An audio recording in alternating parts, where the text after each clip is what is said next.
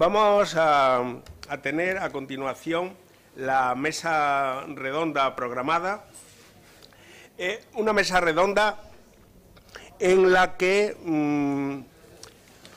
yo les propongo a ustedes que cada uno no hable si no quiere hablar, pero si habla, que como 10 minutos como máximo, y luego para tener un poco de espacio, que yo pienso que esto puede durar 1 hora para que todo el mundo descansemos, aquellos los que somos un poco analfabetos y ya estamos con demasiada dosis de cultura, de manera que dure 1 hora, que cada uno hable si quiere hablar o no diga nada, y luego pueden preguntar los componentes de la mesa entre sí y el público a los componentes de la mesa y entre sí. También pueden preguntar, debatir, refutar, menos agredirse de todo. Es para mí un honor, un honor estar en esta mesa que me sirve. Ya no voy a hablar más en toda, como verán ustedes, cuando lo prometo lo cumplo. En toda mesa redonda me sirve para curarme mi crisis de autoestima. Porque yo no sé si saben ustedes, no lo sabrán, que padezco crisis de autoestima, y entonces voy al psiquiatra y me pasa lo siguiente, ¿no? Y le digo, oiga, vamos a ver esto, ¿no?, de la crisis de autoestima. Y dice, pues va a la psicóloga te rellena tus papeles, te pregunta, oiga, ¿usted cree que el mundo iría mejor si usted no existiera? Sí, pues efectivamente, apunta allí y tal. Y entonces ya llego al psiquiatra, mira la encuesta que me han hecho y me dice, Miguel Ángel, porque es amigo el psiquiatra, no voy a decir quién es, dice, Miguel Ángel, tengo que decirte que no tienes complejo de inferioridad. El otro día. Entonces yo respiré. Dice, no, lo que pasa es que eres bastante inferior. En esta situación, estar aquí entre primeras figuras, pues sencillamente lo que ocurre es que me estimula mucho y agradezco a la presidencia de esta fundación que me dé estas ocasiones estimulantes y, como digo, curativas. Y sin más, paso a dar la palabra. No sé exactamente por qué orden está previsto, o si es que hay un orden previsto. Yo creo que en primer lugar sería don José María González Ochoa, que aparte de todos los méritos es un editor de primera categoría. Y quiero decirlo, quiero añadir ese mérito, hacer explícito ese mérito, por si alguien no lo sabe, porque es para la cultura, se lo sabemos todos, es absolutamente fundamental. Yo tengo un amigo, cuyo nombre tampoco voy a citar, que es, en fin, colega de la especialidad y que tiene una editorial. Y un día le propusieron una cosa en que iba a ganar muchísimos millones de pesetas, cuando eran pesetas. Y como era amigo, vino a verme y dijo, Miguel Ángel, ¿tú crees que yo debo aceptar esto? Y yo le dije, sí. Y entonces me miró con estupefacción, como diciendo, fíjate tú, este tío pues se cree que es un sabio y yo no valgo para esto, la filología, la editor. Y le dije, oye, fulano, que no se me escape el nombre, fulano, ¿tú sabes por qué yo no aceptaría esto? Dice, ¿por qué? Porque no soy capaz. Y ahora hablo en serio, es verdad, es un enorme servicio. Y entonces una persona tan erudita como él, con tantas capacidades y que además es un gran editor, es un mérito añadido que yo quería también poner aquí de relieve. Y dicho esto, tiene la palabra. Muchas gracias, Miguel Ángel. La verdad es que siempre es un placer estar rodeado de tantos amigos y de tanta gente tan sabia. Yo creo que estamos en la mesa, lo que nos gustaría es escuchar a los que estáis ahí. Ahora. Lo que nos gustaría es escucharos a vosotros, que como decía Miguel Ángel, que menos agredir, que nos preguntéis, que nos refutéis, que esas dudas que os han surgido a lo largo de las exposiciones de esta mañana, pues que nos las preguntéis. Nosotros ya creo que es el sentir común de la mesa, ¿no? Nosotros ya hemos intervenido y si hay algún otro compañero que quiera intervenir, pero a mí particularmente lo que me gustaría es escuchar a vosotros y sobre todo que nos preguntaseis pues las dudas o las cuestiones que se hayan quedado esta mañana, que hemos tenido que ir un poco a matacaballo para poder cumplir el horario.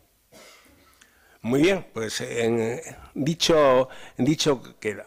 Entonces, a continuación, si seguimos por el orden, viene doña María Elvira Roca Barea, que tengo que decir lo mismo, que contribuye mucho a esta terapia, porque el otro día, para que veáis, os hablo de tú y a los chicos jóvenes y tal, y los demás sois amigos y colegas, pero el otro día me llamó un alumno que sabe de mis necesidades psicológicas y me dijo, ¿sabes para qué te llamo? Digo, ¿para qué?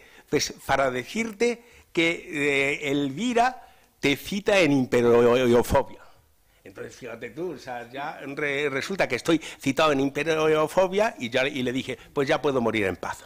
Bueno, pues Elvira, que tiene tantos méritos y que ha escrito este bestseller, es la siguiente persona en el orden de un extremo a otro, de izquierda a derecha, pero en el sentido topológico solamente, que está en esta mesa. No podemos hacer absolutamente nada en serio total. Pero reírse también es una cosa muy buena. Estoy totalmente de acuerdo con él. Yo ya no tengo nada más que decir, aparte de hablar de cine. O sea que hablas vosotros, por favor, y preguntad y vamos a ver. Yo creo que España está desde el día 8 de octubre en estado oficialmente catártico. Y entonces la catarsis requiere de hablar, preguntar, cuestionarse. Esto es una cosa muy española, pero desde el 8 de octubre está como potenciada. O sea que vamos a ello, vamos a ponernos en plan catártico y vamos a hablar todo. Ustedes también, que les estamos soltando un problemón muy gordo que mi generación no se lo va a resolver, no se hagan ilusiones. O sea que pónganse a ello. El siguiente que viene en la lista que me han dado es mi colega del Consejo Superior de Investigaciones Científicas, Manuel Lucena Giraldo. Solo añadiría otra cosa. Lean, por favor, lo que escribe en el Cultural de ABC. Lo que escribe Manolo Lucena en el Cultural de ABC, siempre, desde hace muchos años, cuando empezó, pero muy particularmente en los últimos tiempos, tiene dos características que nos interesa a todos como universitarios o futuros universitarios.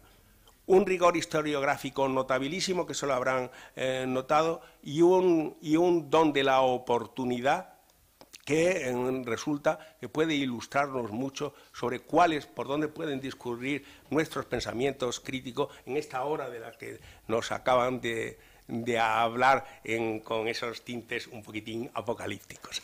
Manolo. Muchísimas gracias, querido Miguel Ángel, María Elvira. Recordábamos conversando con mi querido maestro Miguel Ángel Garrido Gallardo, que una de las ocasiones, en la vida uno tiene mucha suerte cuando encuentra personas valiosas en diferentes escenarios. Yo no tuve la suerte de ser su alumno, pero sí tuve la suerte de conocerle haciendo oposiciones, que es una cosa tremebunda. Si una admiración y una amistad salen indemnes de unas oposiciones, es que algo hemos hecho bien, Miguel Ángel, que algo hiciste bien. Y bueno, por supuesto yo recuerdo con mucha emoción, ¿no?, el enorme cariño y la amabilidad y el respeto con el que nos trataba todo el batallón de perdedores que estábamos allí, ¿no?, que éramos un batallón de perdedores enorme. Y bueno, pues años después volverle a ver es un privilegio. Yo quisiera coger el subtítulo de la propuesta. Yo soy un poco de formación británica y entonces soy muy en eso pesado, ¿no? A mí me ha gustado mucho esto de una mirada al futuro, que me parece que, para mí, lo dije esta mañana, ser historiador tiene que ver con mirar al futuro. Y bueno, pues yo sí hay una cosa que quisiera compartir, si os parece oportuno, y es, bueno, pues estamos en un mundo en globalización, por eso también el ridículo de lo que estamos pensando es clamoroso, ¿no? En un mundo que abre fronteras, que se enlaza, que mueve cosas, que se entiende solo por la circulación de personas, de capitales, de cuerpos, de tecnologías, de emociones, eso es la globalización. hay algunos que están queriendo poner barreras, están absolutamente fuera de la realidad.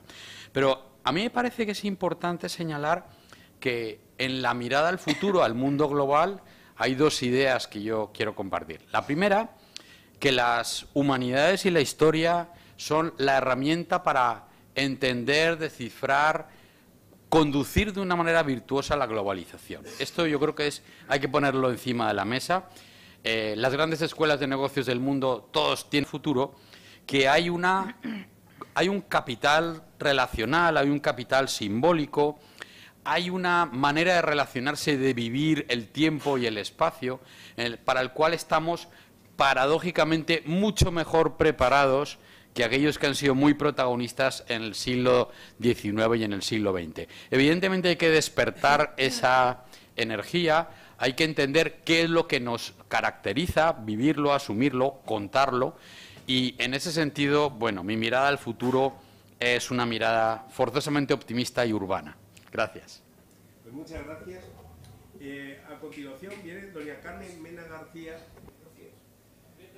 Doña Carmen Mena García, que es catedrática de la Universidad de Sevilla. Ella, como es joven, no sabe que yo fui catedrático de la Universidad de Sevilla cuando en la historia de América no había profesores y profesoras como ella. Había unos señores imponentes, altísimos, elegantísimos, de gemelos maravillosos, les enseño los míos, en fin. Era otro tiempo y otras mores, pero esa universidad, que tiene una gran tradición, claro, está americanista por razones obvias que todos ustedes conocen, tiene hoy figuras como ella, que además ha sido directora de una cátedra de la UNESCO, cosa que es bueno recordar ahora que acaba de quitar Estados Unidos la subvención a la UNESCO. Ya que estamos criticando todo el día, pues vamos a seguir. Pero en fin, aquí tienen ustedes una personalidad que tiene que ver con estos encuentros de manera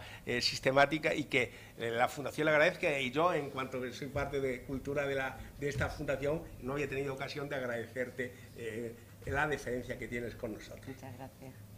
Bueno, pues yo no sé realmente qué es lo que hago aquí, porque para empezar, porque no he participado por la mañana como ponente, de manera que, bueno, yo creo que estoy un poco por deferencia, ¿no? Desapareció con los planes de Bolonia, desaparecieron de la carrera, y en la medida de lo posible, intentando contribuir como fuera para que esto no desapareciera del todo, pues cuando nos propusieron temas para los máster, del máster que tenemos allí en la universidad, en el Departamento de América, de temas americanistas, pues yo propuse uno que dedicado a esto, ¿no? Se llama Conquista y Resistencia Indígena, ¿no? En donde intentaba también darle cabida a la visión del otro, no solamente una visión etnohistórica, ¿no? Desde la perspectiva del conquistador nada más, sino también de la perspectiva de los movimientos de resistencia. Sí. Fue alumno mío y ahora mismo está haciendo un poco el papel del padre, del abuelo, dando conferencias y Sevilla. Él habla maravillosamente bien, Morales Padrón. Y yo tuve la suerte de compartir los últimos años, ya cuando estaba muy viejito, venía, a lo mejor me decía, doña Carmen, ¿puede usted ponerme el ordenador, la letra, no sé qué, que no lo veo porque se quedó medio ciego, ¿no? Y también de participar el día que le pusieron le concedieron la medalla de oro de la Universidad Internacional de Andalucía, que entonces yo estaba allí de vicerrectora. Y fue un acto, un homenaje absolutamente gratísimo. Yo recuerdo agarrar mi brazo, nada más quería ir conmigo. Y tengo mucho cariño de esos últimos momentos, ¿no? Así que, bueno, pues eso que... No digo que don Francisco lo diera mal, pero es que en general se daba así, es que era otra generación, ¿no? Entonces, yo nunca pensé. Y de hecho yo empecé mis investigaciones por el siglo XVIII. Y luego fui bajando, y yo digo, ahora ya casi me voy a salir de la historia, como siga retrocediendo en el tiempo, ya casi me salvo. Y es porque descubrí otro tipo de historia, ¿no? Otra manera de hacer historia, otra manera de enfrentarse a la historia, al pasado, como decía George Duby, ¿no? Yo quiero estar donde huele a sangre humana, donde está la persona, donde está el ser humano, ¿no? Y a mí me interesaba mucho más que las grandes batallitas, me interesaba el mundo de los conquistadores, cómo sentían, cómo amaban, cómo odiaban, los sentimientos, las emociones de que se alimentaban, cómo comían, tantos otros aspectos tan interesantes, ¿no? las fronteras del hambre, el mundo de las fronteras, esa frontera que se traslada, medieval, que se traslada al Nuevo Mundo. Y así poco a poco pues empecé realmente a apasionarme por eso y jamás pensé que iba a acabar así, ¿eh? Y ahora mismo constituye para mí una auténtica pasión, ¿eh? Yo creo que ya es un veneno que me arrebata muchas horas de sueño, de descanso y de disfrute, ¿no? Pero bueno, dichosa yo, que tengo un trabajo que me permite eso, disfrutar. Como disfrutar es lo que estoy haciendo ahora aquí, porque este es otro auténtico regalo, estar escuchando pues las ponencias de gente de historiadores, de filólogos tan reputados, tan importantes como los que nos acompañan en el día de hoy, ¿eh? Y bueno, yo también recuerdo a mi maestro que decía, tenemos que ser historiadores de toda América, no solamente, como diciendo, no os podéis limitar a una especialidad, ¿no?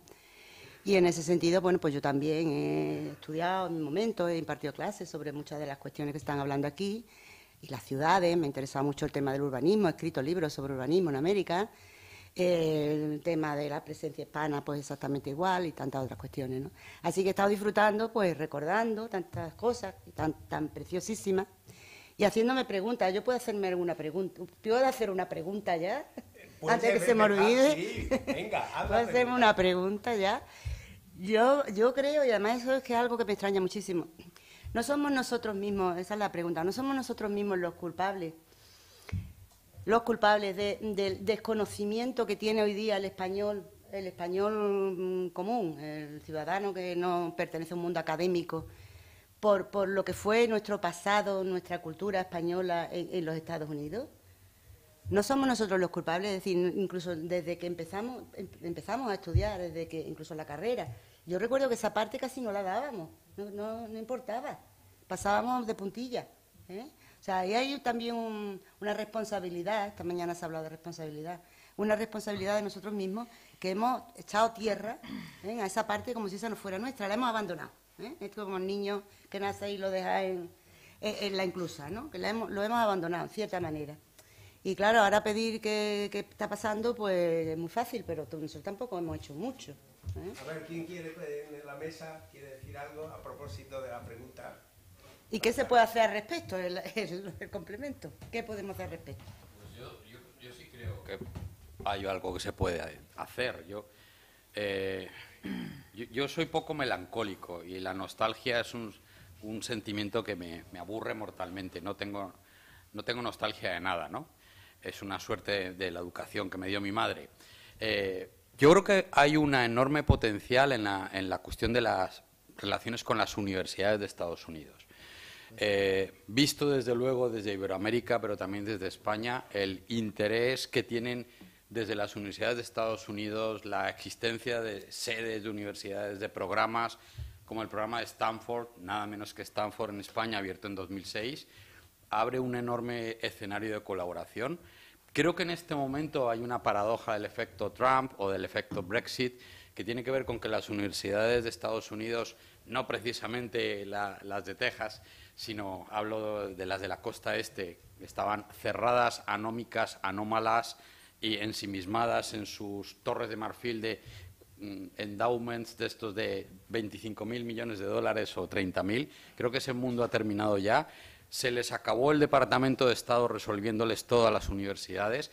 Nuestras universidades, que son combatientes permanentes, saben muy bien lo que es hacerlo todo a pulmón y desde las instituciones y la capacidad financiera, y lo digo entre otras por la experiencia de Carmen.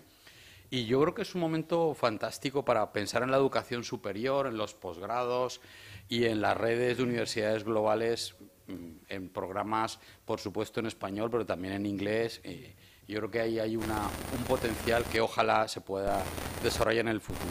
Y yo creo que vosotros sois los que vais, entre las cosas, a participar de ello y a verlo si sabéis, como os han comentado, que bueno, el mundo empieza aquí pero termina donde queráis vosotros, ¿no? Que ese es el mundo de los conquistadores. Sí, nunca sabían cuándo cuál iba a ser la frontera o el límite o el lugar insospechado en el que iban a terminar. Y yo creo que eso también nos lo enseña la historia desde un lugar como Trujillo. Pues sí, pues sí. Ahora, el siguiente en la lista está el profesor Francisco Marcos Marín. Que, bueno, es una buena muestra de lo que acaban de decir. Ahora que cualquier estudiante joven de humanidades, primero se pregunta, se sigue preguntando, y se lo dicen sus padres, pero con las humanidades se pueden comer. Y yo os digo, se puede comer, lo que no se puede es cenar. Pero fuera de esto, fuera de esto, el profesor Marcos Marín es, entre otras muchas cosas, es catedrático de la Universidad Autónoma de Madrid, catedrático Chiara Fama de la Universidad de la Sapienza de Roma. Chiara Fama quiere decir que por la cara te la dan porque eres tan importante que no te van a examinar. Eso es lo que quiere decir Chiara Fama. Y es catedrático porque le da la gana y se presentó en la Universidad de San Antonio. ¿Se llama San Antonio? Se llama Texas. Texas San Antonio, al revés. En la Universidad de Texas, en San Antonio. Quiere decir que me parece un ejemplo, entre otras muchas cosas, porque yo en mi tarjeta de visita pongo Miguel Ángel Garrido Gallardo, amigo de Paco Marcos Marín, o sea que, entre otras muchas cosas, me parece un ejemplo a que no hay en este mundo globalizado menos que tener miedo y pensar que es una cosa muy negativa, tenerse que ir a trabajar no se sabe dónde, porque por muchas razones y muy nobles razones se puede hacer. Y en ese sentido, el ejemplo de Paco es un ejemplo, si se me permite decir así, absolutamente insólito. Ha ido en cada momento donde ha creído que tenía que ir y no le ha importado dejar pues un puesto tan importante como catedrático de la Universidad Autónoma de Madrid, que lo es, para hacer otra cosa que quería hacer. Bien, pues es el último de esta lista, en que puede sugerir algo si quiere o después. Bien, gracias de nuevo, Miguel Ángel. La verdad es que creo que tienes que estudiar un poquito más de retórica porque te estás quedando solo en la hipérbole.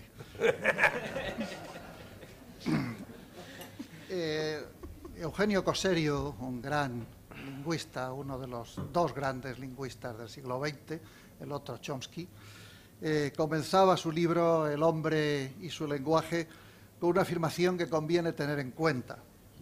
La cito: sobre el lenguaje se ha dicho en realidad casi todo lo que había que decir, pero también se han dicho y se siguen diciendo muchas cosas, demasiadas, que hubiera sido mejor que no se dijeran.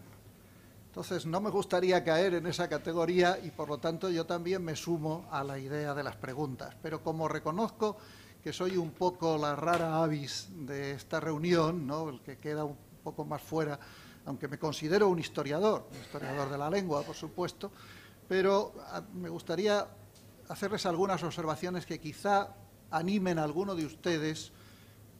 Yo sé que, a diferencia del estudiante norteamericano, el estudiante español es tímido y no se pronuncia, generalmente porque tiene miedo de lo que vayan a pensar los demás que están alrededor. Ese sentimiento es muy español y es una de las cosas que más nos perjudican. Los estudiantes norteamericanos se te tiran al cuello a la primera oportunidad que tienen y generalmente hacen sangre. O sea que en ese sentido, desde el punto de vista del debate, pues es aconsejable, siempre que la sangre sea puramente metafórica, claro, ¿no? O sea, no. Entonces, me voy a referir rápidamente a mi comunidad lingüística, porque lo que realmente me preocupa como hablante nativo de español y sobre todo como ciudadano norteamericano es el desconocimiento que muchos de quienes escriben sobre el español de los Estados Unidos tienen, no solo de lo que habla la gente de la calle, sino de lo que esa gente piensa o siente. Esto es importante porque a mí me parece, y hemos oído esta mañana coincidir en todas las intervenciones, la idea de que la historia es una historia hacia el futuro y no una historia hacia el pasado. Y estoy completamente de acuerdo con eso. Hay que conocer la documentación, por supuesto, pero también hay que conocer la realidad y tener en cuenta que esa realidad que nosotros vivimos hoy va a ser historia mañana. O sea, que no hay que pensar que estemos tan lejos. Entonces, esta gente, estos conciudadanos míos, se debaten entre quienes les aconsejan que sus hijos olviden el español y no lo estudien en la escuela y quienes les hablamos del bilingüismo y sus ventajas. Esa gente va a la iglesia y se encuentra con la división entre quienes quieren el culto en inglés y quienes lo quieren en español. Tengo que decir que yo no tengo ese problema porque yo soy un católico maronita y por lo tanto mi iglesia tiene el culto en árabe y en siriaco. Así que no tengo problemas con el inglés ni con el latín. Va al hospital y no se maneja bien en ninguna de las dos lenguas y no se entera de cómo tiene que tomar los medicamentos y seguir las instrucciones del médico. Maneja el auto, se desplaza en transporte público y vive inmersa en un cúmulo de normas e instrucciones que en inglés tratan de estar en plain language, pero que en español distan mucho del lenguaje llano. Esos conciudadanos míos no entienden bien los textos que el Gobierno les prepara en traducciones que son muchas veces cacofónicas e incomprensibles.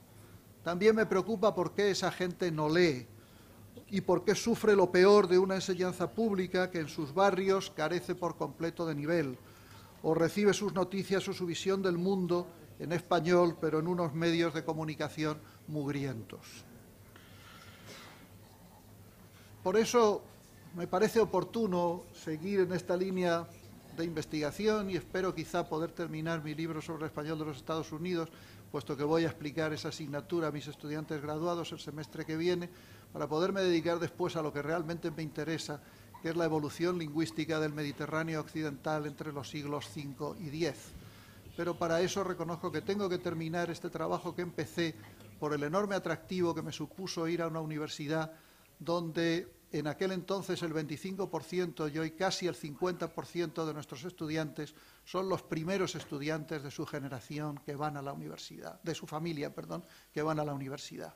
Esta generación de primeros universitarios es un reto enorme porque supone un cambio social, un cambio de mentalidad, un cambio de costumbres, un cambio de todo, cuyas consecuencias yo seguramente ya no voy a ver, porque ya no creo que viva tanto, pero que desde luego dentro de 50 años habrán cambiado, si lo hemos hecho bien, y espero que lo estemos haciendo así, lo que es la realidad de los Estados Unidos y la relación de los Estados Unidos.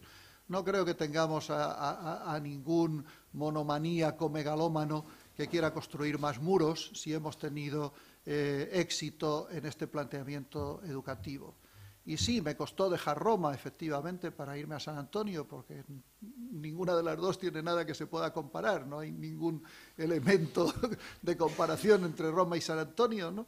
Pero estoy satisfecho de haber tomado esa decisión y, sobre todo, pienso que mis estudiantes están también satisfechos, al menos una parte de ellos. Naturalmente, no puedo decir que todos mis estudiantes me amen, eso sería tan horroroso como que me amaran todas las mujeres. Con que me amen la mayoría, tengo suficiente. Bien, pues ahora yo invito al respetable público a que hagan las preguntas que tengan bien. Quien quiera hacer una pregunta, que levante la mano. Sí, por favor, está detrás. Ahora tú.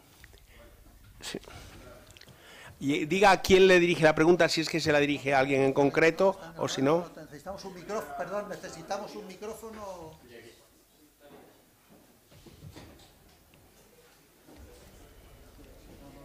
Sí, luego para la transcripción.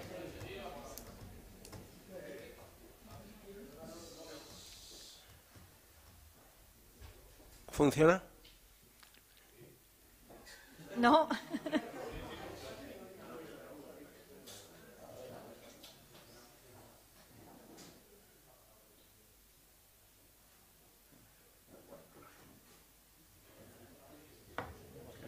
No, porque si no habrá que reproducirla. Yo creo que no hace falta. Creo que si hablas un poquito fuerte te entendemos. No, es que luego si no, no sale. Lo dice por la grabación para la transcripción, Ah. pero si no, transcribimos y... Bueno, quizás si usted se acerca aquí, con esa voz que le hemos influido... Sí, tengo buena voz. Venga, y luego ya no transcribimos. La primera pregunta sería para Marieli, sobre la... Me gustaría que si teníais otras cosas más que decir ustedes, también lo dijeran. Sí, hola. Bueno, pues otra vez. Porque es demasiado potente. Bueno, a ver, que la primera pregunta es sobre la leyenda negra, un tema que como poco es controvertido, ¿no? Que me gustaría hablar sobre qué opinas, si le parece tan exagerado cuando por así decirlo, por lo que tengo yo entendido, ¿no?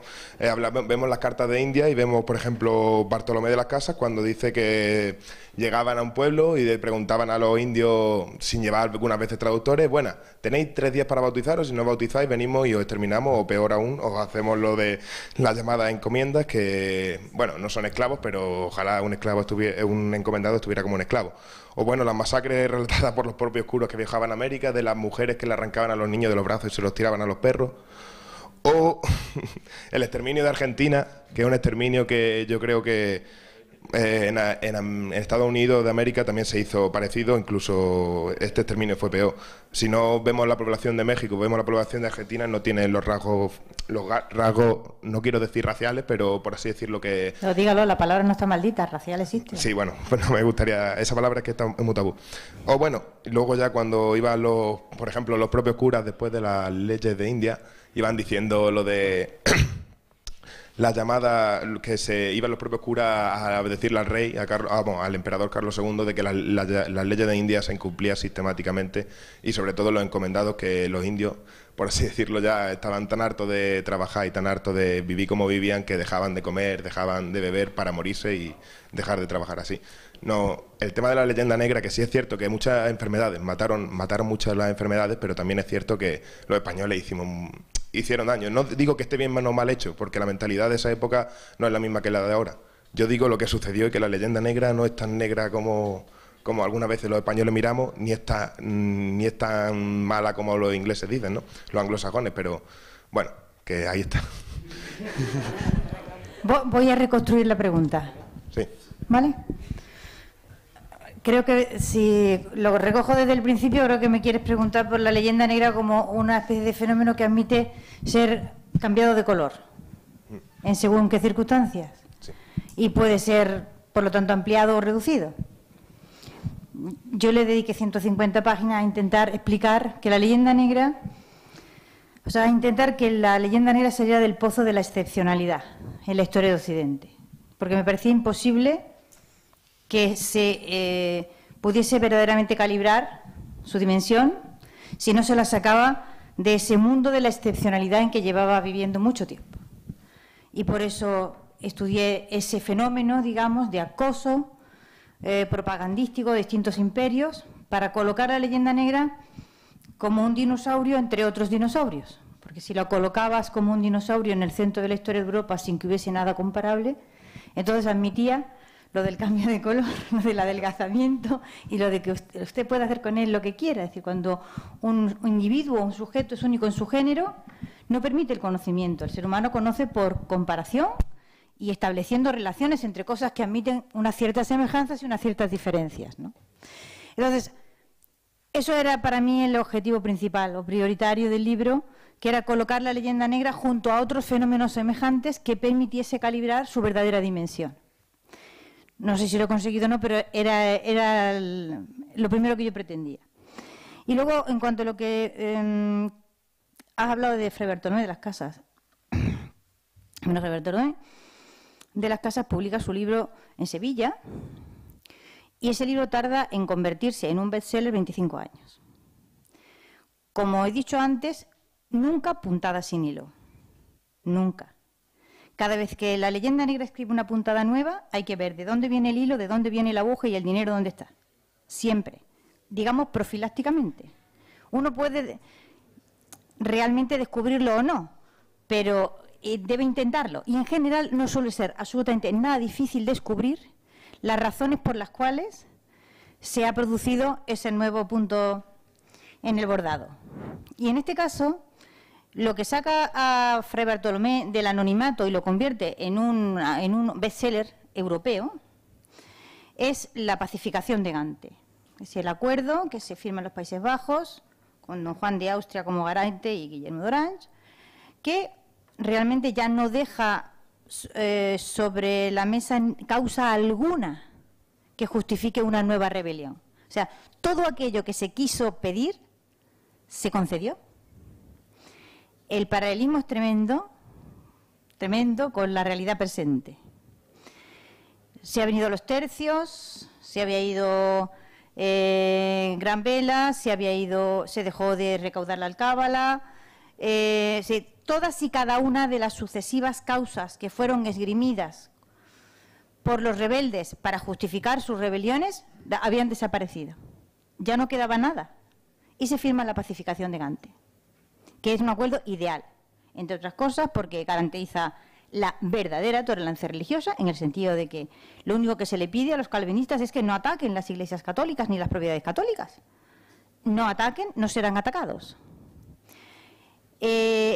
Amnistía general, o sea, inmejorable el acuerdo, ¿no? Pero, evidentemente, la hidropesia orangista no se detiene ahí, y antes de que la pacificación de Gante haya entrado en vigor, ya está Orange y su gente están conspirando de nuevo contra la monarquía, y el plato fuerte de esa nueva conspiración secesionista va a ser un texto descubierto en Sevilla, al que no le había prestado nunca a nadie mucha atención, que de repente es traducido a 3 idiomas. Se pide a Teodor de Bry, espléndido grabador, que le haga esos dibujos que son los que realmente han hecho que el texto de Fray Bartolomé de las Casas sea universalmente conocido década a década, los grabados de Bry. Y en cuestión de un año y pico, desde la península escandinava hasta el sur de Italia, todo el mundo conoce a Fray Bartolomé de las Casas. El asunto es, o el misterio es, que haya sido tomado en serio década a década, siglo tras siglo, año tras año, cuando, digamos, no era tan difícil entender que la brevísima es un ejemplar de un género literario que tiene una poética, que es la polémica religiosa, que es una poética que existe casi desde los inicios del cristianismo. O sea, en el mundo cristiano, los frailes, los curas, los clérigos se formaban polemizando unos con otros, disputationes sin utramque en parte, que se decía en la lengua medieval, ¿no? O sea, en latín. Y esa tradición de disputa, la hipérbole, ¿vale?, era una de sus características fundamentales. Se escribía en un tono polémico, que a veces podía ser exaltado, etcétera, etcétera. Usted agarra un texto que tiene estas características y pretende justamente lo que hizo, que fue provocar polémica. En ese sentido, Fray Bartolomé actuó conforme a una poética coherente, lo traslada a un contexto completamente distinto, ¿vale?, descarrila el texto, se lo lleva a otra situación para la que no ha sido creado, y aquí estamos en 2017 en Trujillo, intentando decir que Fray Bartolomé no vio las cosas que describió. Sí, pero yo, si es posible, yo quiero añadir algo más como historiador global y, por tanto, mala persona. Y eso tiene que ver con, yo creo que hay que tener un poquito de exigencia a la hora de enfrentarnos con, no las ficciones de la historia, sino con la historia misma. La historia de la conquista de América es una historia de cómo los indígenas se conquistan a sí mismos y conquistan a otros. Cuando Hernán Cortés llega a Tenochtitlan, son 600 españoles mal contados, pero hay 12.000 tlaxcaltecas, que, por cierto, gracias a que y más totonacas todavía, México, como no pagan impuestos hasta la independencia.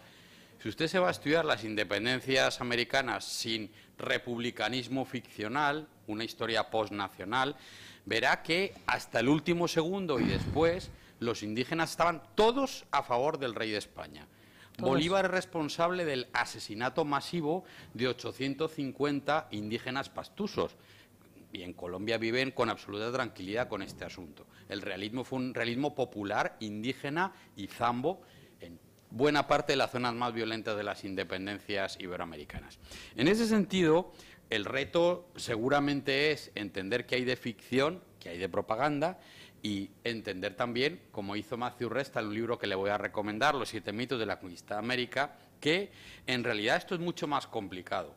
Hay que explicar por qué las conquistas tienen éxito, y eso siempre tiene que ver con, palabra que no nos gusta nada, los colaboracionistas. No hay ningún imperio que dure sin colaboracionistas. También sabemos que cuando se terminan los imperios y vienen las repúblicas, las monarquías y las disgregaciones, lógicamente cuentan, hay un mito de origen, según el cual ese mundo de pureza virginal de don Bartolomé y compañía existía. Pero la historia es otra cosa, la historia es mucho más complicada y, desde luego, bueno, yo creo que hemos hecho un gran esfuerzo, hay toda una revisión, hay una nueva historia de la conquista de América que no me cabe duda que podrá leer. Le recomiendo en particular a Matthew Restal porque él pone todas estas verdades cansadas que dice Steiner, las pone en entredicho. Y lo último que le comento es que, en todo caso, no cargue usted con una culpa, lleve una camiseta con un número 90 precioso, porque en todo caso los responsables de estos crímenes son los antiguos, son los que viven en este momento en Iberoamérica y no nosotros, cuyos antecedentes por un motivo u otro se quedaron por aquí, porque seguramente fueron mucho más cobardes que los que se fueron, ¿eh? Bueno, gracias. Antes tenía aquí una pregunta. ¿No eras tú en la primera?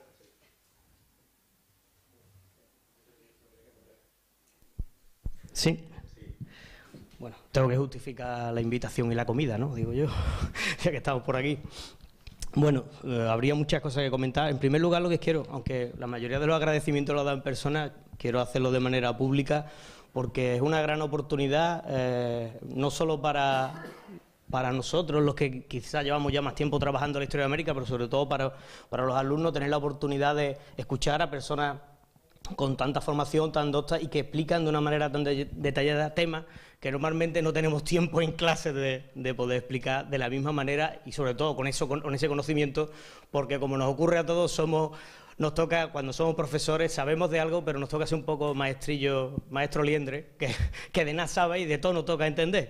Al final, bueno, y quiero dar las gracias a eso, porque hemos tenido una gran suerte de estar hoy aquí. Bueno, querría hacer unos comentarios pequeños y unas preguntas concretas, porque con respecto, bueno, por ejemplo, al profesor Lucena, me gustaría preguntarle una cosa concreta y después un comentario general. No, es una cosa muy... Ha puesto un grabado de Carlos III que era un niño en 1760, y me llama mucho la atención por qué Carlos III aparece representado como un niño cuando está pensando. No sé si le ha llamado la atención ese tema. Yo sé que es un detallito pequeño, pero a mí me ha llamado la atención. Con respecto a la historia hispana de los Estados Unidos, eso quería una pregunta que le quería hacer al profesor Marcos, por su experiencia respecto del estudio del español y también por su experiencia como profesor en una universidad norteamericana. Tengo una pequeña experiencia con respecto a esta apertura que está viendo de estas universidades, que hace tiempo en Sevilla, por ejemplo, tienen sedes en Sevilla, distintas universidades norteamericanas. Yo he colaborado con una de ellas, precisamente de Texas también, la Texas Tech, y recuerdo que durante un tiempo organizamos un pequeño curso de 3 días, sobre las otras independencias de los Estados Unidos. Por eso es una pregunta que de refilón va a tocar también al profesor Lucena. Y donde nos poníamos explicado, donde explicábamos cómo fue las independencias de los territorios hispanos en Norteamérica. Es decir, hubo una segunda independencia de los Estados Unidos, porque esos estados, Florida, Texas, California, todos esos se independizaron de España. Y después, podemos decir, incluso se tuvieron que volver a hacer una tercera independencia algunos de ellos porque se independizaron de México. Y hoy día la independencia que se celebra es el 4 de julio. Y recuerdo, la experiencia al respecto es que era muy incómodo para los alumnos. Era un tema extremadamente incómodo, un tema que les resultaba complicado y que incluso se quejaron. O sea, es más, ese curso dejó de hacerse. Claro, a mí me llama la atención porque creo que viene al hilo de la temática que estamos teniendo hoy aquí, de esta idea de los hispanos en los Estados Unidos y el presente y el futuro. En este caso, además, desde el punto de vista de que tenemos aquí a un profesor que trabaja con estos alumnos, y eso, yo digo, mi experiencia breve, quizá la culpa fue de que era cuando yo empezaba y era bastante más malo de lo que es aún ahora dando clases, pero creo que era algo más que iba interno en lo que ellos habían aprendido, lo que se le había inculcado sobre su nación, y de repente había ahí unos datos que eso les quedaban fuera de lugar, que hubo, por ejemplo, eso, que la bandera de España estuvo ondeando en San Agustín hasta 1821 y que se independizaron, o que, por ejemplo, hubo una república de Baton Rouge que fue independiente en 1810, por ejemplo. Son una serie de datos que ahí son un poco incómodos, que son distintos. Y no sé, bueno, si eso se podría ver. Y después, con respecto, en este caso, a la profesora Elvira Roca, podríamos estar debatiendo porque... Y siento, porque creo que no está aquí Esteban, mira, ¿no? Sí, ¿está? Ah, perfecto, perfecto. Me sale a liberarme porque iba a ser un poco tu portavoz. Pero bueno, te agradezco que estés aquí. Pues entonces me quedo solo con alguna cosa puntual. Me imagino que el profesor Caballo, que sabe mucho más de estos temas que yo, lo podrá hacer. A mí hay un tema primero. Le agradezco la idea de acercar lo actual, la música y demás, porque son ideas que a lo mejor yo he tenido, pero no me he atrevido a hacer en clase. Y bueno, mira, piensa uno y dice, pues a lo mejor la próxima vez uno se lo plantea. Pero después hay otros temas que a mí me preocupan, y esto quizás es la única crítica que tengo, y es, hay ciertas generalizaciones que son peligrosas. Nosotros trabajamos bastante el tema de la leyenda negra y tratamos además de evitar la leyenda rosa, porque criticamos la leyenda negra, pero criticamos la leyenda rosa, y criticamos una visión no científica del problema. Y a mí lo único que me preocupa, me imagino que es por las circunstancias, las prisas, se ha hecho una serie de generalizaciones que eran muy inexactas. Sobre todo, por ejemplo, cuando se ha hablado de la situación de los apaches vivían muy bien con los españoles. Bueno, habría que matizarlo bastante. Habría que matizar y hablar, por ejemplo, de toda la situación con el virrey Lacroix, lo que va ocurriendo posteriormente, porque yo he estudiado precisamente la situación de los apaches y los comanches que son deportados al Caribe y que viven en una situación, hombre, desde luego no es envidiable la situación en la que se encuentra. Y mi opinión es que para destruir la leyenda negra no hace falta construir una leyenda rosa. No hace falta negar las cosas que pasaron, sino contextualizar. Trabajar desde la contextualización histórica, al menos en mi esfuerzo, y eso es lo que significa que hay que tratar de ser al menos lo máximo riguroso posible y no generalizar, porque sobre todo en este caso me preocupa por los alumnos, ellos se toman porque acabamos de ver a un alumno mío que precisamente no estaba al día de la leyenda negra, y lo sé porque tengo la lista,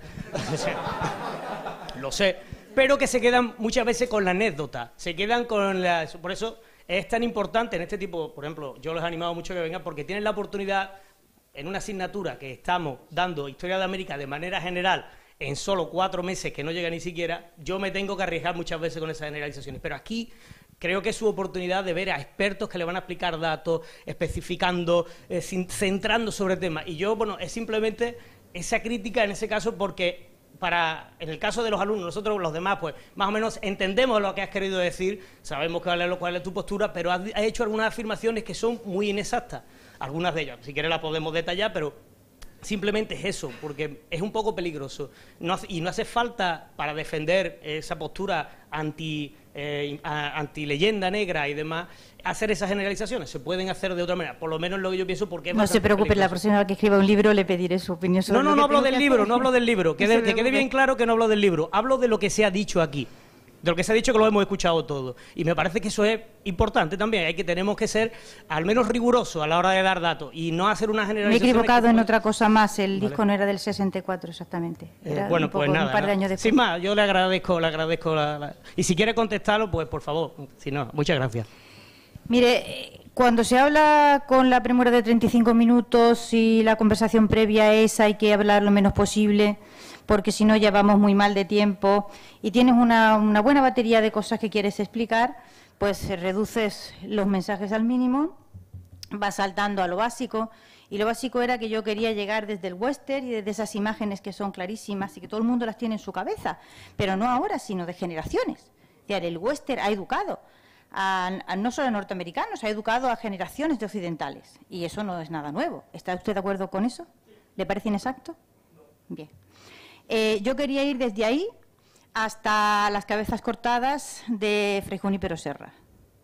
Y, evidentemente, es un trayecto un poco largo para reducirlo a los minutos que, en principio, en fin, hablamos y dijimos, pues vamos a intentar cada uno ir reduciendo. Así que he ido saltando de un asunto al otro y, evidentemente, he ido cometiendo inexactitudes. He citado mal el grupo que acompañaba a Mindeville, por ejemplo. Me he equivocado en la fecha del Camino Real, que tiene una edición anterior y otra posterior. Y, claro, he cometido, evidentemente, inexactitudes y me alegro muchísimo de que haya estado usted tan atento y las haya anotado con tanto amor. ¿No hay de qué? ¿Puedo defender la generalización? ¿Me dan ustedes permiso? Caballero, Una libertad de cátedra. Yo no estoy de acuerdo con nadie. Precisamente porque se nos ha olvidado escribir y se nos ha olvidado generalizar, nos han hecho toda la síntesis en los últimos 50 años. Yo vengo de una escuela que es la de mi maestro John Eliot y la escuela británica, en la cual, bueno, pues como todos los que estudiamos en los años 80, todos los manuales nos los hacían en inglés y los traducían mejor o peor. Y esto pasó en España entre el año 60 y el año 90. Y eso ocurrió porque se nos olvidó escribir, no nos enseñaron a escribir bien, ni siquiera nos importaba, eso no era taller del historiador, eso para los filólogos, ¿no? Para los literatos, en fin, vosotros. Nosotros daba igual que fuéramos unos cuatreros con el lenguaje. Y uso el término cuatrero propiamente.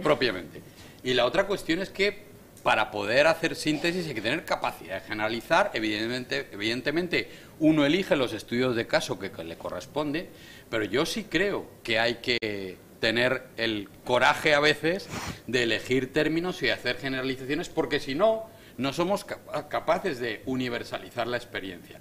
Por supuesto, es una materia de discusión larga. Yo no creo, evidentemente, creo que el debate no es leyenda negra versus leyenda rosa, sino versión ficcional de nuestra historia común, versión histórica no ficcional, es decir, mito versus historia, una cosa un poquito antigua, y yo creo que más bien la cuestión está planteada, para mí al menos en esos términos. Sí, ¿puedo hacer una pequeña...? Si está usted de acuerdo, sí, si no, no. Sí, estoy... Soy muy tolerante, si está de acuerdo, pero... Mire, es imposible, hacerse cargo de todos los hechos del universo. Ni siquiera de los hechos que suceden durante un solo día de la vida humana en un grupo humano que tenga más de 200 personas o 50 personas. Quiero decir que es evidente que seleccionamos y es evidente que generalizamos. Otra forma de construir conocimiento no tenemos, ¿vale? Si no, pues nos pasaría como, no recuerdo cómo se llama una tribu, y como no quiero ser inexacta, no diré el nombre, pero habitaban en Burkina Faso. Y entonces era genial, ¿no? Yo tuve un profesor de latín en Francia que pertenecía a esa tribu. Y cortaban hasta 3. Tenían el 1, el 2 y el 3. A partir del 1, el 2 y el 3 todo era mucho. Ahora eran capaces de repetir los nombres de todas y cada una de las cabras de rebaños que tenían 300, 400 y 600 cabras. Pero claro, cada vez que uno quiere repetir los rebaños, o sea, imagínense, ¿no? 400 nombres de 400 cabras. Esto dificultaba el comercio de una manera extraordinaria. Para comprar y vender cabra tardaban semanas. ¿Qué quiero decir con esto? Que evidentemente cuando escribimos y evidentemente cuando estudiamos generalizamos. Seleccionamos unos hechos y no seleccionamos otros. Y ahora, como nadie nos escucha, pues yo voy a ser muy sincera. ¿Yo para qué escribí ese libro? Para crear mitos. Necesitamos urgentemente mitos. La cultura hispana necesita absolutamente mitos, y mitos fuertes, a los que agarrarse si no quiere ser absolutamente arrasada. Y ese fue mi objetivo, y como el mito en el occidente se construye a base de una buena aparataje documental, lo puse. Pero es lo que yo quiero hacer. Si lo puedo hacer, o sea, si Dios me da fuerza, talento y capacidad, no Dios, todos los dioses, porque hace falta más de uno para esto, lo intentaré y lo seguiré intentando. Lo que nunca puse, vamos, en la vida jamás, era imaginar que la gente iba a leer ese libro, que era un ladrillo de 500 páginas, en el que nadie puso nunca la más mínima ilusión. Si yo he conseguido que haya...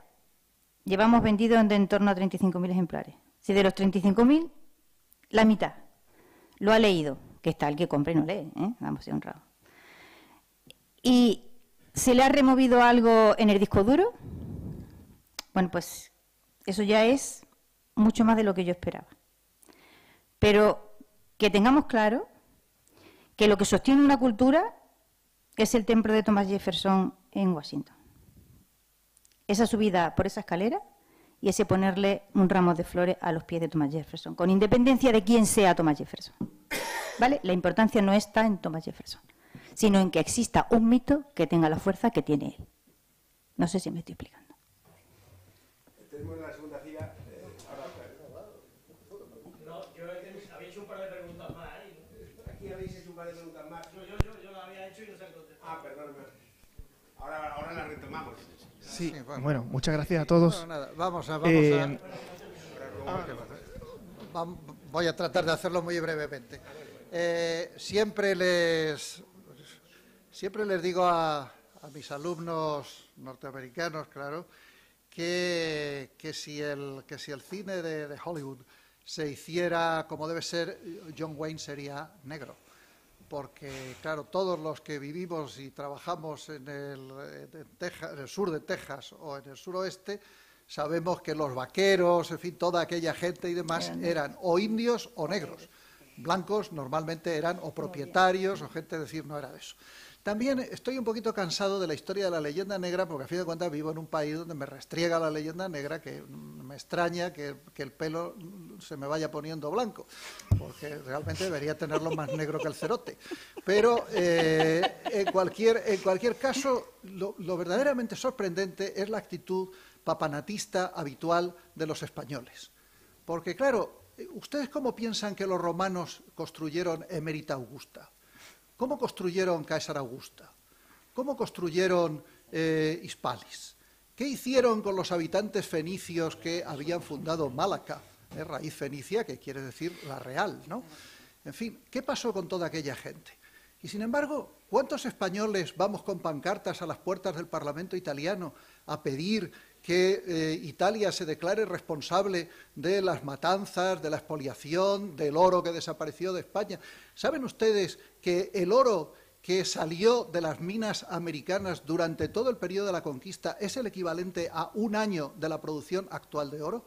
Que la plata que salió de las minas americanas durante todo el periodo de la conquista e imperio es el equivalente a 4 años de la producción actual de plata. Eso está estudiado por investigadores economistas norteamericanos, no es una cosa que yo me esté inventando. Y sin embargo, a veces uno va a México y se encuentra con el típico ceporro que le dice, bueno, ya puede usted comprar plata porque con toda la que se llevaron, y entonces uno le contesta, pues obviamente, pues, hijo mío,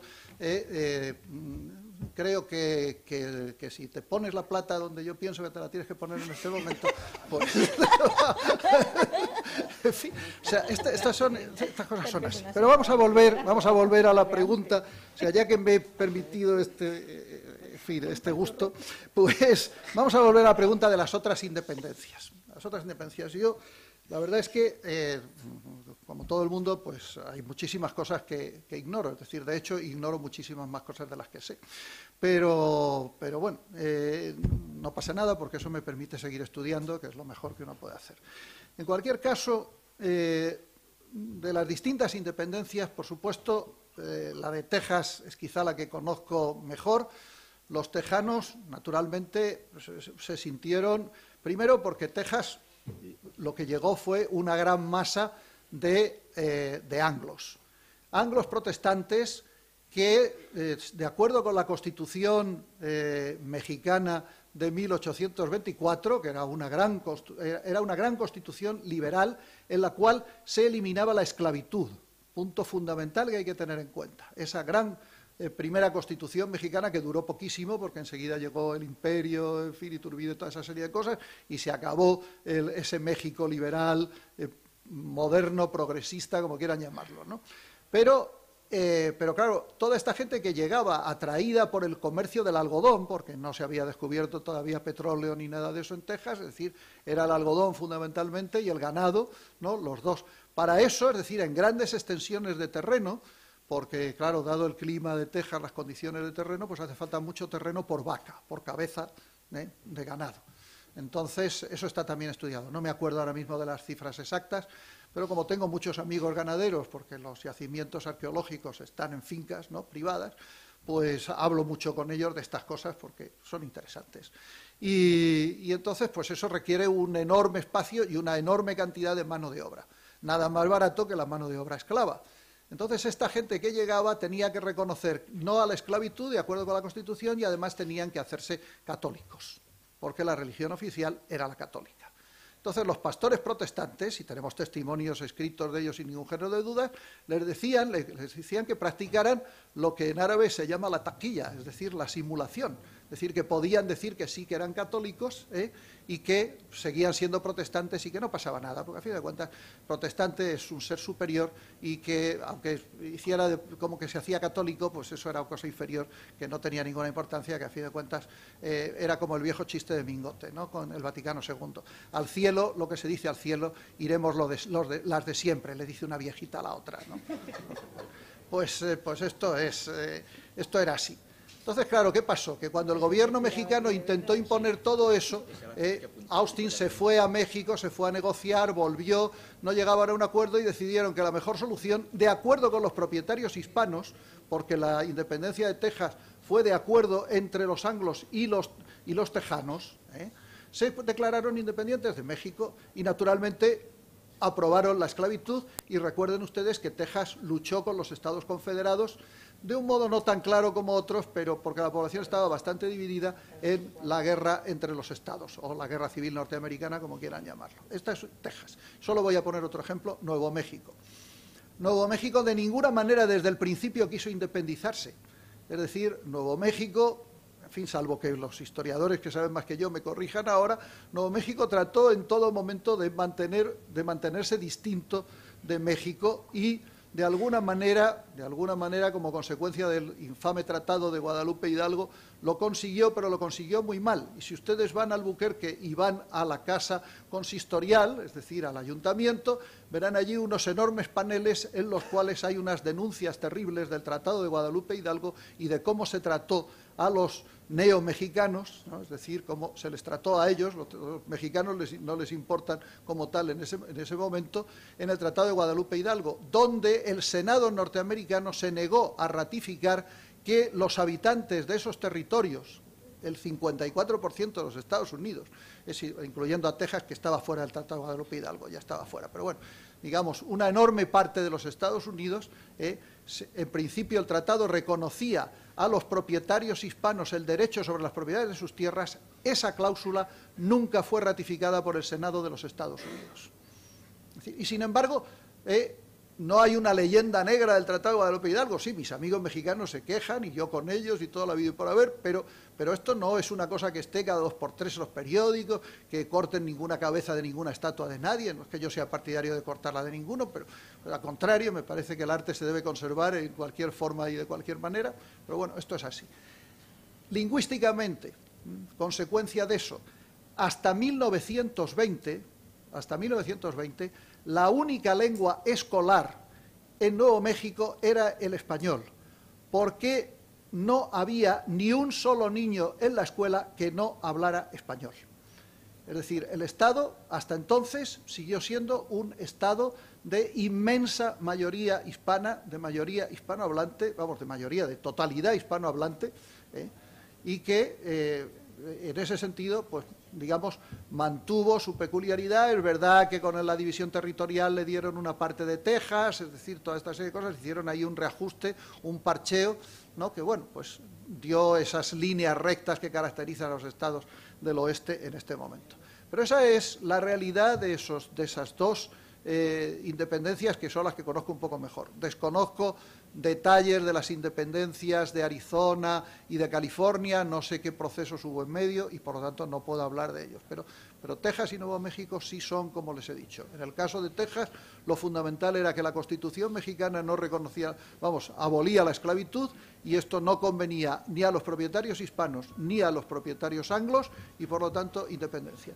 En el caso de Nuevo México nunca quiso ser México, y mantuvieron el español y mantuvieron pues su riqueza ganadera y demás. Nuevo México es un territorio, o era un territorio bastante pobre, todavía incluso lo sigue siendo, pero bueno, después hay otros medios de riqueza que se han ido descubriendo y que han funcionado, además del uso militar que tiene Nuevo México para el ejército de los Estados Unidos. Es decir, ahí en todos esos territorios hay gran cantidad de extensiones de tierras federales. Algunas de ellas sirven para pruebas como las de las armas atómicas, otras de ellas sirven para reservas de los indios. Es decir, en el estado de Arizona, por ejemplo, hay más territorio federal que territorio del estado de Arizona. Por eso, para quienes luego hablan de repúblicas federales y cosas de esas sin saber de qué están hablando, convenía que estudiaran una buena república federal como los Estados Unidos. Perdón, me he extendido más de lo que quería. Todavía, perdón, vamos a seguir, que en la mesa no habíamos soltado. Hay alguien todavía que debería contestar, ¿no? ¿Hay? Pues entonces ahora sí que me corresponde, perdón. Muchas gracias, para mí es un placer estar aquí. Yo tengo la mala costumbre de ser una persona polémica porque me gusta meter el dedo en la llaga. Creo que polemizar en un foro universitario es lo adecuado y es el ambiente idóneo para mostrar argumentos y debatirlos, ¿no?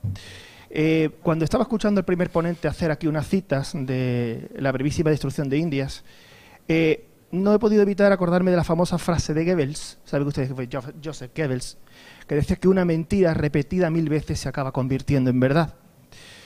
Evidentemente yo le recomendaría a este primer interveniente que leyera a Ginés de Sepúlveda, porque cuando uno compara a Ginés de Sepúlveda, lo que escribe con lo que escribe Bartolomé de las Casas, hablando de los mismos relatos, uno se da cuenta que Bartolomé de las Casas no siempre cuenta la verdad y manipula ciertos hechos buscando la intencionalidad de consternar a algunos tribunales españoles. Yo, sinceramente, les recomiendo que lean a Ginés de Sepúlveda con la brevísima destrucción de Indias de las Casas al lado y vayan comparando hecho por hecho. Es muy ilustrativo. También quisiera, bueno, aquí ha dicho Cifrido que no se debe de caer en imprecisiones. Totalmente de acuerdo. Aquí se han hablado de una serie de imprecisiones. Se ha dicho del exterminio de la población indígena en Argentina. Bueno, pues habría que preguntarle a los gobiernos de la República Argentina o los gobiernos de la República de Chile o al gobierno de los Estados Unidos de América. Ahí los españoles no hemos tenido nada que ver. Ni los que fueron para allá, ni los que nos quedamos aquí. Es decir, ya no debemos de caer en la irresponsabilidad de decir que todo indio muerto lo mató un español. Es que fue en el periodo de Argentina. No, fue un español, da igual. No, seamos rigurosos, seamos serios.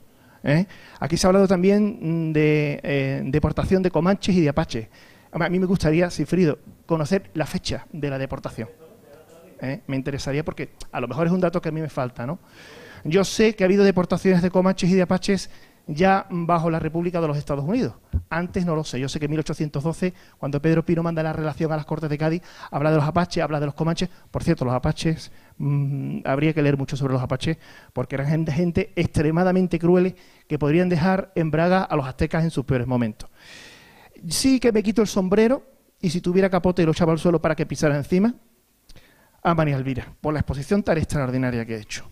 No por el dato, porque ha ido más, en mi opinión, más allá del dato académico, porque ha puesto de relieve una realidad que a muchos historiadores, a muchos políticos y a muchos diplomáticos y muchos estadistas se nos escapa. Y es lo que tú has dicho, es que estamos en una guerra cultural brutal, desde hace más de 300 años. Y en este país nadie parece haberse enterado. Ni los diplomáticos, ni los presidentes del gobierno, ni los ministros, ni tantos funcionarios como hay cobrando una pasta gansa en sus ministerios. La única cultura, el único idioma que puede ser rival al inglés en el mundo occidental es el español. Y no nos hemos dado cuenta de eso. Somos el enemigo número 1 a abatir por parte del mundo anglosajón. Y están usando todas las armas habidas y por haber. Y no nos hemos enterado. Es una opinión personal, evidentemente. También me produce mucha pena que cada vez que hablamos de América hablamos de la leyenda negra de España. Bueno, ¿qué hicieron los estadounidenses en Filipinas cuando llegaron? ¿Saben ustedes cuántos filipinos fueron exterminados en la guerra estadounidense-filipina? ¿Alguien podría darme la cifra? ¿Por qué no hablamos de la leyenda negra de Francia en África? ¿O no hablamos de la leyenda negra de Bélgica en el Congo belga, en el siglo XX, en el siglo XX? ¿O no hablamos de cómo se comportaron los japoneses en el sureste asiático? ¿O no hablamos de la leyenda negra de los británicos en la India? ¿O cómo se llevaron la patata en Irlanda para dejar a los irlandeses morirse de hambre en el siglo XIX? Es decir, hay tantas centenares de leyendas negras. Pero claro, evidentemente, cuando un estadounidense habla de su historia, no habla de su leyenda negra. Cuando un francés habla de la historia de Francia, no habla de su leyenda negra. No, porque un estadounidense es un señor que se nutre de esa historia para seguir existiendo. Mientras que nosotros hemos convertido la nuestra en nuestro principal factor de destrucción, con nuestra perfecta y adorable aparato de colaboración. Eso es un proceso complejísimo que comienza a finales de la segunda mitad del siglo XVIII y que no ha terminado, evidentemente, ni va a terminar. ¿Que nos afecta a este lado del Atlántico? Sí, pero que afecta a todo el mundo de habla hispana, por igual. Es decir, esa relación perversa que los hablantes del español tienen con su propia historia, lo he dicho antes y lo voy a estar repitiendo toda mi vida, es el lastre fundamental del presente. Es lo que impide absolutamente la estabilización de las repúblicas o de las naciones que hablan español, que generan, que automáticamente albergan y alimentan todas las tendencias disgregadoras que surgen en su interior, porque se sienten débiles, porque no tienen mitos fuertes a los que agarrarse para seguir existiendo. Y eso es extraordinariamente destructivo, y lo seguirá siendo mientras no seamos capaces de construir de otra manera un relato de nosotros mismos que nos sea nutritivo en vez de destructivo. En fin, es Caballero del Capote, no sé cómo, en fin, ¿qué le digo? Vamos a verle un paso doble, no sé. Ha sido un detallazo genial.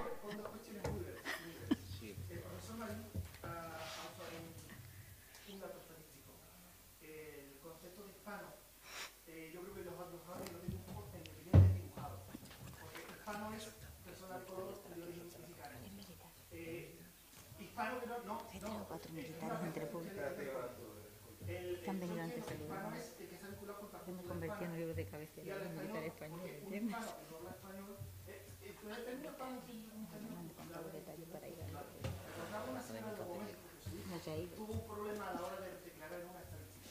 ¿Es usted hispano o es usted blanco? Y te dice que yo soy blanco hispano. No, usted o es hispano o es blanco. Es decir, parece que hay una mezcla ahí, por eso la fuente que... Se oye muy bien sin micrófono, pero es mejor el micrófono para grabar. Básicamente, y por último, lo que ha dicho Cifrida, que me parece muy acertado de las otras independencias. Pero fíjate lo que hacen los anglosajones con otras independencias. Solamente hay una. ¿Recuerdas? Es que no puede haber otra, aunque la haya. Nosotros no, nosotros estamos al revés. Nosotros nos autodestruimos permanentemente. Simplemente. Perdonad, ahora vamos a ir ya muy rápidamente, porque en estos momentos estamos en la hora prevista. Me parece que había, ¿no? Y por alusiones me gustaría poder responder. Sí, pero brevemente también, no como censura de nadie, y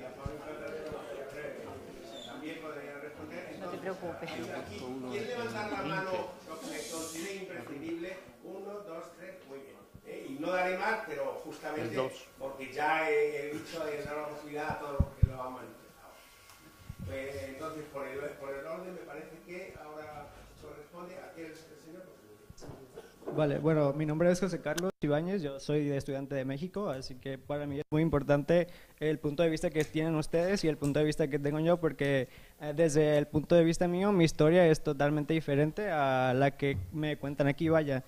Y pues sé que ya ha tomado mucho este punto de la leyenda negra, pero para mí es indispensable porque en México casi nunca se toca este punto, pero es algo que ahora vivimos con esto de Donald Trump y todas las acusaciones que se hace al mundo latinoamericano. Y pues quisiera saber cómo influyó la leyenda negra en la conformación de Iberoamérica, si tuvo alguna influencia, vaya. Y al igual también para el señor Francisco Marcos, es una pregunta hipotética, vaya, de cómo sería posible mantener el español en un país tan racista como es Estados Unidos, donde todo lo hispanohablante para ellos es malo, es algo que es incivilizado y que no puede ser correcto, vaya. ¿Y cuál es la influencia de la religión en este ámbito de la lingüística? Porque yo digo que debe tener bastante impacto, vaya, en este ámbito. Y pues en general, una pregunta de cómo fue la relación entre Estados Unidos e España en el siglo XIX, cuando pierde la guerra, vaya, España, que pierde sus colonias tanto en Asia como las pocas que tenía en América, que Puerto Rico quedó bajo la tutorial de Estados Unidos, vaya, que pasó a ser un estado más de Estados Unidos. Le contestará con una síntesis. Bueno, nos ha dado usted un tema para el coloquio del año que viene, o sea que, porque esto necesitaríamos muchísimo tiempo, pero vamos a ver. En principio, el papel de la Iglesia, y no me refiero solamente a la Iglesia católica, por supuesto la Iglesia católica es muy fuerte. Estados Unidos es un país muy religioso, en donde estadísticamente uno de los 2 países más religiosos del mundo. Entonces, el otro es Arabia Saudí. Y el Irán debe andar por ahí, por el estilo. Pero eso quiere decir que la gente va a la iglesia habitualmente los fines de semana, porque la iglesia sirve también de reunión, porque tenemos desayunos, comidas, reuniones, los planteamientos de la enseñanza, las escuelas vinculadas a la iglesia, toda esa serie de cosas. Es decir, es una visión muy diferente, no en las grandes ciudades, por supuesto, que puede ser distinto, pero sí en la inmensa mayoría de los Estados Unidos, que son los que no salen en el cine. Entonces, en ese sentido, la Iglesia apoya, por supuesto, la inmigración, ayuda a los indocumentados, apoya el español. Otra cosa es la calidad del español que se pueda utilizar, que obviamente depende del nivel de conocimiento de quien se encargue de poner las notas en español. En ese sentido, el papel de la Iglesia es bueno.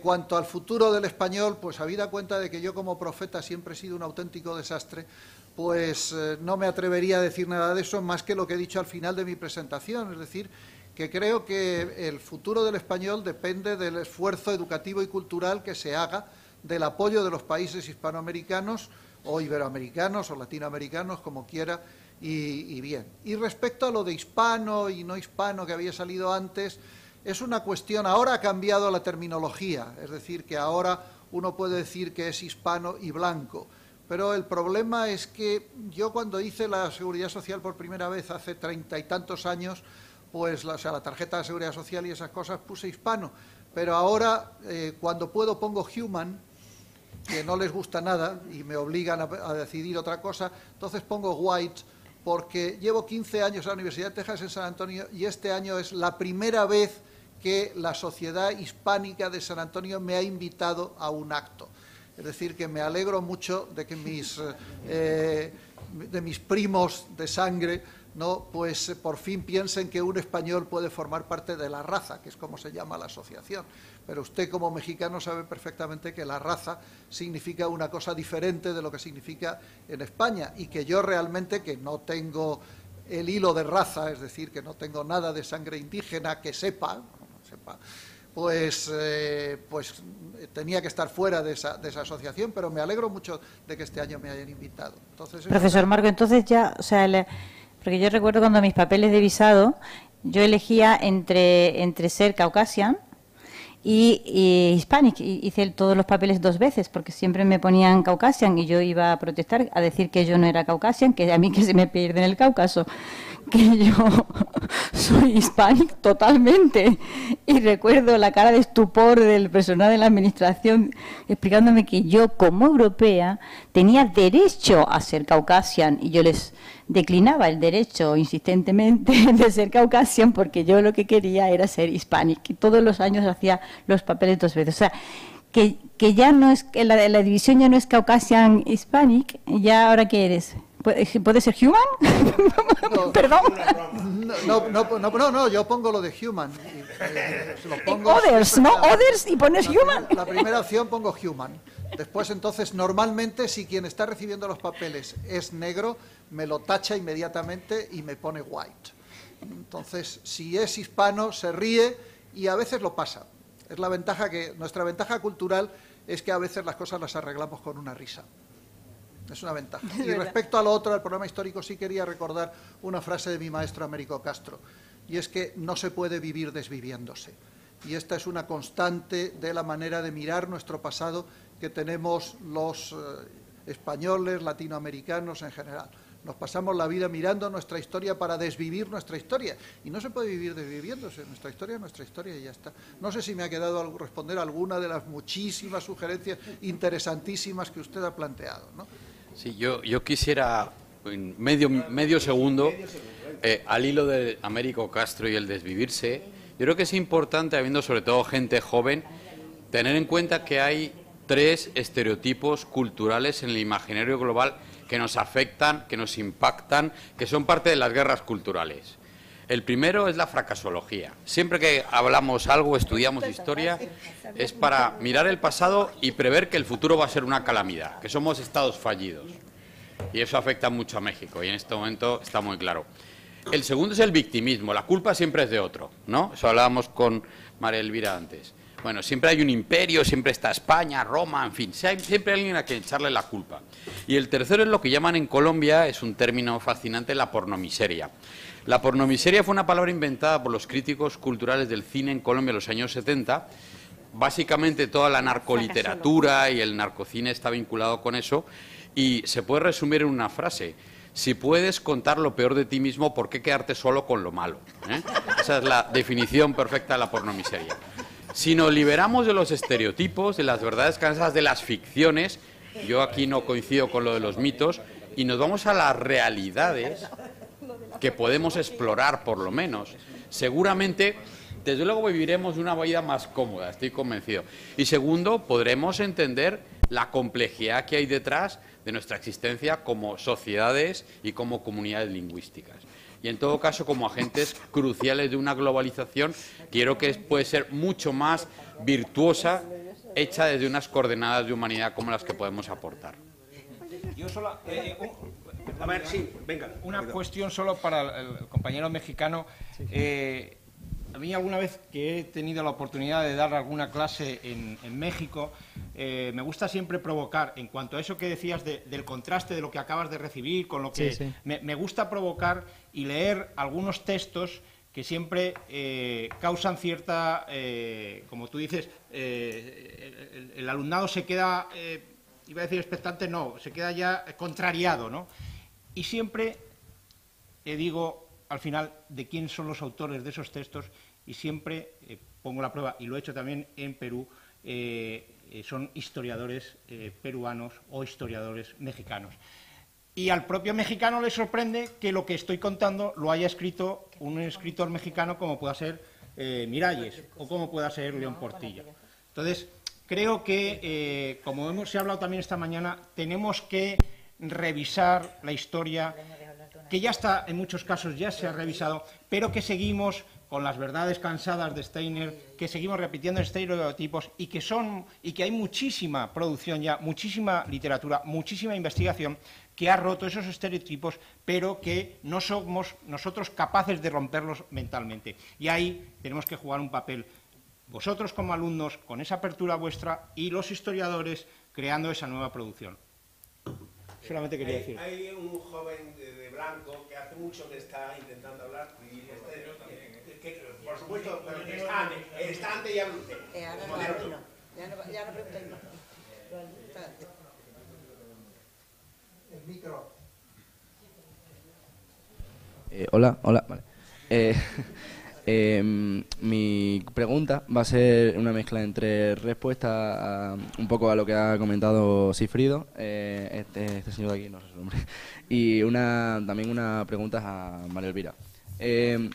Se ha comentado aquí el tema de leyenda rosa, leyenda negra, y usted ha comentado que los españoles ha querido hacer una separación entre eso pasando mucho tiempo y esos españoles, digamos que son ajenos y que por lo tanto no hay que vivir como con la culpa de lo que esto, que hay que seguir adelante y unirnos como, por así decirlo. Entonces, pregunto, cuando habla usted de que en el libro ha querido crear mitos, me resulta curioso porque al querer desmarcarse de ese pasado que ya tenemos y crear esos mitos, me resulta curioso que esos mitos vayan a servir como para generar una cierta unión. Entonces me da una sensación como de doble vara de medir, en el sentido de que nos desmarcamos del pasado y de la leyenda negra que hemos comentado y de todas esas, más veraces o menos, atrocidades sucedieron, pero sin embargo creamos unos mitos en base a eso para fortalecer, por así decirlo, nuestro nacionalismo, por así decirlo. En ese caso, también él ha comentado una serie de diferentes sucesos como para hacer también una serie de denuncias para no individualizar, por así decirlo, los sucesos en América. Y también ha dado otro ejemplo. El Imperio Romano se ha hablado por aquí y sus diferentes, es decir, sus cuestionables métodos de construcción. En ese sentido, me ha hecho gracia porque me ha recordado mucho a la serie de política del y tú más que solemos tener en la política española hoy en día, y creo que que un suceso sea moralmente cuestionable no lo hace menos denunciable ante la comparación de otros sucesos. Y en ese sentido creo que el hecho de que haya sido muy controvertida los sucesos realizados en América no lo hacen menos denunciable por el hecho de que el Imperio Romano aquí en la península ibérica, por ejemplo, se construyeran con una base esclavista, o que otros sucesos hayan, por ejemplo, en Irlanda. Creo que es cierto que se podrían fácilmente ser criticados de la misma manera, pero creo que eso no hace que tengamos que dejar de mirar el problema americano que se nos está presentando ahora mismo. Gracias. Desde la mesa, rapidísimamente. Rapidísimamente contesto en 2 segundos. Ha utilizado una palabra denunciable. Mira, la vida humana es denunciable desde el minuto 1, toda ella. ¿Vale? El asunto está en decidir si no vamos a estar las 24 horas del día en actos de denunciación, lo cual resulta paralizante, qué hechos vamos a considerar denunciables y cuáles no. Y en esa selección sí entra ya una parte de la voluntad de considerar qué es lo denunciable y qué no lo es. Es decir, tú has dicho, el hecho de que una cosa sea denunciable no se quita porque lo comparemos con otra que también lo es. Pero claro, es que yo creo que desde que el Homo sapiens salió de África es denunciable. Y como no nos vamos a rajar las venas, que toda esa sangre la tenemos y es nuestra, otra no hay, habrá que aceptar que somos lo que somos y sentir siquiera una mínima gratitud por todo el esfuerzo que han hecho las generaciones anteriores para tener este edificio, esta casa y el sitio en el que estamos. Lo que te quiero decir con el Imperio español y el Imperio romano es muy fácil. Nosotros vivimos lastrados por ese imperio porque vivimos dependientes de él, en el sentido de que ese es el aparato de autojustificaciones que aquí y allí seguimos utilizando, incapaces de afrontar una mirada realmente productiva con el presente. Y nosotros la relación que teníamos que tener con ese imperio es semejante a la que tuvo la Europa occidental al final de la Edad Media con respecto al Imperio romano. Es decir, la transición postimperial hay que terminarla ya. Se terminó, se acabó. Eso ha ocurrido y ya no existe más. Ahora tenemos que aprender de ese pasado, como los europeos hicieron en la etapa del humanismo previa al Renacimiento, cuando Roma se convirtió, y el mundo grecolatino en general, en la fuente de inspiración de un mundo nuevo. Nosotros debemos virar la relación de dependencia morbosa con respecto al Imperio español para transformarlo en una relación nutritiva hacia el presente. No sé si he conseguido explicarme, hijo mío. Bueno, en este momento, ahora es usted. No creo que lo necesites.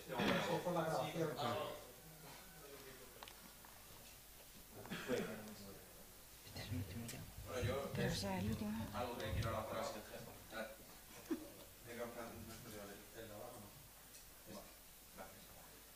Es una cosa así.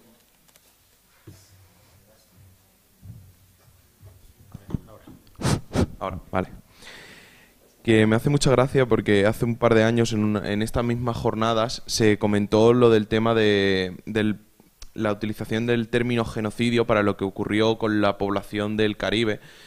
Y me hace mucha gracia el sentido de cabeza de turco que se le da siempre a los españoles en el tema de la conquista, con este tema de exterminio de pueblos indígenas y cosas así, y no se tiene en cuenta que no es el único país europeo que produjo este genocidio, podríamos decir, que no está bien utilizado en esta época, porque los esclavistas fueron casi todos los países que en esa época se lanzaron a la conquista de nuevos territorios, tales y como hicieron los anglosajones, como hicieron lo hicieron los holandeses o los portugueses mismamente.